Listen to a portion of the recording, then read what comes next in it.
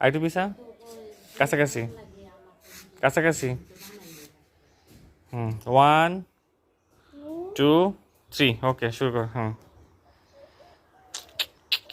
টাকা কাঁপিস কে দুজনেই দেখেন ওরা কাঁপতেছে থরথরে থরথরে কাঁপতেছে দুই টাকা নুদু নুদু টাকা যে পারবি না সে কিন্তু অন্য আইসক্রিম খাওয়াবি আইস ললি খাওয়াবি